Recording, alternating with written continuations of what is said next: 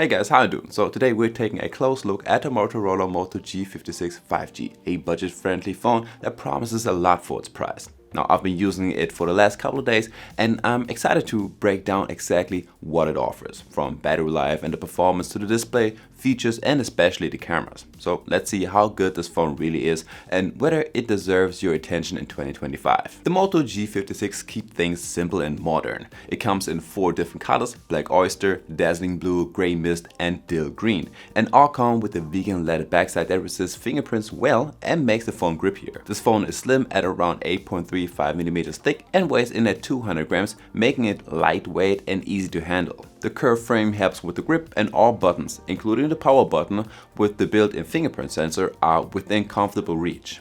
That sensor is quick and reliable, and overall the G56 looks clean and feels more premium than you might expect for a phone with a price of 250 euros. Up front you get a 6.72-inch Full HD Plus LCD display with a 120Hz refresh rate, which you can trim down just to 60Hz if you want to. While it's not OLED, the panel is colorful and surprisingly sharp. The 120Hz scrolling is smooth and animations look fluid. Brightness is acceptable, you'll be fine indoors and in most outdoor conditions, though visibility in direct sunlight is just okay. Colors are vivid but not oversaturated, and viewing angles are decent for an LCD panel.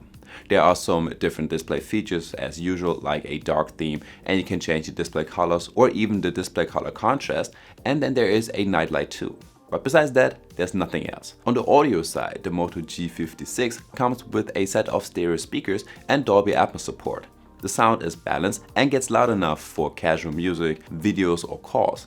Bass is minimal as expected, but voices come through clearly. The G56 is powered by a 5200 mAh battery, which is 200 mAh bigger than last year's version, and that translates into excellent real-world endurance. For typical users, social media, YouTube, messaging and a few calls, you're looking at a full day and a half on one single charge. Even with gaming or consistent data usage, it reliably lasts the entire day. If you are a light user, it could stretch into 2 days easily. Charging is done via 30 watts turbo power. It's not the fastest, but it gets you from 0 to 50% in about 35 minutes, and a full charge takes about 70 to 80 minutes.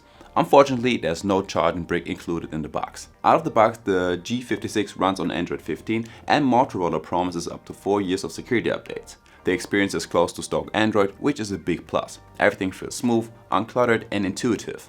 Some standout software features include motor gestures, like for example the twist to launch the camera feature. You can tap the phone twice to turn on the flashlight. There is a peek display to glance at notifications without fully waking up the screen. You have the family space to create separate user areas for kids, or Moto Secure to manage privacy settings in one place.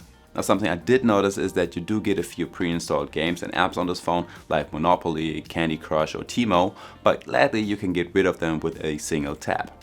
You can also personalize your display, like you can change the themes and the colors, there are different icon shapes available, and you can customize the lock screen. Now, the Moto G56 comes with 256 gigs of internal storage, which is expandable via microSD. Now, for reference, on my 256 gig model, about 14 gigs are already used up by the system, which is actually quite good. Now, under the hood is the MediaTek Dimensity 7060, which is solid. It's paired with 8 gigs of RAM, which is good for everyday use like messaging, browsing, YouTube and even some multitasking. In all of those areas, the G56 performs really well. Apps launch quickly and there is no lag in the UI. Gaming is decent, titles like Asphalt 9 or Genshin Impact run fine on medium settings. Now, the phone handles heat well and frame drops are rare unless you push it to the high graphic settings. Of course, it won't match a flagship's power, but for a budget device, the G56 is generally enjoyable to use. Now let's talk cameras. On paper, the Moto G56 keeps things straightforward. You get a dual camera setup on the back, a 50 megapixel main camera with no optical image stabilization and an 8 megapixel auto wide angle lens, and on the front there's a 32 megapixel selfie shooter housed in a center punch hole. This phone also comes with a few camera modes like slow motion, you got a portrait mode with a separate slider to adjust the depth of field, a pro and a night mode and a few more. So in good lighting, the 50 megapixel main sensor performs impressively well. Photos are sharp with realistic colors and good contrast. Motorola's image processing avoids the overly saturated look some brands use, and the results feel natural. Dynamic range is also solid, skies remain blue while shadows hold detail, and focusing is quick and accurate. Low light is where budget phones normally struggle a little bit, but the G56 holds up better than expected thanks to the night vision mode. It brightens up scenes without adding too much noise. Some detail is lost, but the images are still totally usable for social media and messaging. As for the portrait shots, you get a decent separation of the object from the background, and the edge detection is surprisingly decent. And portrait shots have a nice soft bokeh effect. Occasionally the phone struggles with trickier outlines like hair and glasses, but overall the results are good. On the front, the 32 megapixel camera delivers clean, detailed selfies in daylight, skin tones are accurate, and there's a natural look to the shots. In dim conditions, quality drops as expected. You will see more noise and softness, but for video calls or casual selfies, it's totally acceptable. So to wrap it all up, the Moto G56 hits a sweet spot for budget-conscious buyers.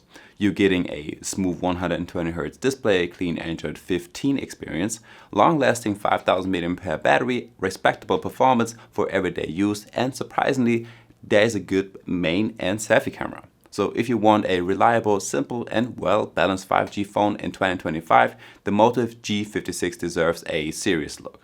And guys, there we already have it for today, so I guess I will see you in the next one. Peace!